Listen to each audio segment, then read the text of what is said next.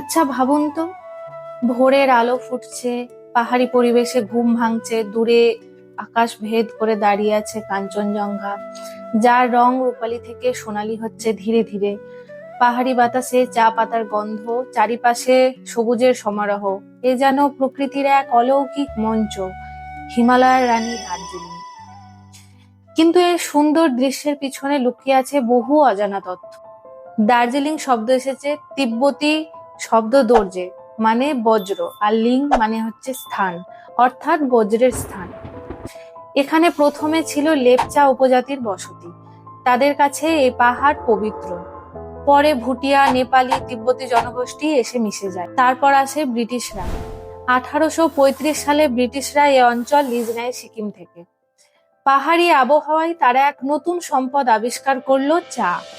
এখানকার মাটি আর জলবায়ু এতটাই অনন্য যে তৈরি হলো পৃথিবীর সেরা দার্জিলিং টি। এটাকে চায়ের শ্যাম্পেনও বলা হয়।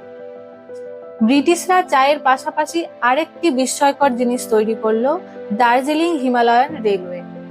ছোট্ট টয় ট্রেন, যেন পাহাড়ি রাস্তায় চলা কোনো একটা খেলনা। এটাকে বানানো হয়েছিল মূলত চা পরিবহনের জন্য। আজ সেই train UNESCO world heritage. Darjeeling শুধু চা আর ট্রেন নয়, এখানে আছে বৈচিত্র্যময় সংস্কৃতি। নেপালি, গুর্খারা এখানে এসেছে বহু আগে। লেপচা আর ভুটিয়ারা ছিল আদিম বাসিন্দা। পরে এলো তিব্বতী শরণার্থীরা। এই শহরে তাই মাঘ সংক্রান্তি, লোসার, দাসাইন, দীপাবলি সব উৎসব একসাথে পালিত হয়। পাহাড়ি নাচ, গান, খাবার সবকিছু এক অন্যরকম মিশ্রণ এখানে পাওয়া যায়। আরেকটি গল্প দার্জিলিং এর সাথে জড়িয়ে আছে এভারেস্ট জয়। কিংবদন্তি তেনজিং নোরগে এখানেই ছিলেন। তার স্মৃতিতে এখানে আছে তেনজিং রক। 1953 সালে এডমন্ড হিলারির সঙ্গে তিনি এভারেস্ট জয় করেন। তখনও তিনি এই শহরেই নিজের ঘর বলে মানতেন। দার্জিলিং শুধু মানুষের না, প্রকৃতিরও এক ভান্ডার। ভোর বেলায় কাঞ্চনজঙ্ঘার সোনালী আভা দেখতে দেখতে হাজার মানুষ ভিড় করে এই টাইগার হিলে। কাছে সিঙ্গালীলা ন্যাশনাল পার্কে এক অদ্ভুত প্রাণী লুকিয়ে থাকে, রেড পান্ডা, যা পৃথিবীর খুব কম জায়গায় দেখা যায়। তবে দার্জিলিং এর সঙ্গে অনেক রহস্যও জড়িয়ে আছে। বলা হয় কিছু পুরনো ব্রিটিশ বাংলো আজও ভুতুড়ে। টয় ট্রেনে ট্যানেলে নাকি মাঝে মাঝে শোনা যায় অদৃশ্য স্মৃতির গল্প। লেপচারা বিশ্বাস করেন এই পাহাড়ে এখনো ঘুরে বেড়ায় প্রাচীন আত্মারা। এইগুলো সত্যি কিনা তা এখনো জানা যায়নি, এগুলো রহস্য হয়েই রয়ে গেছে।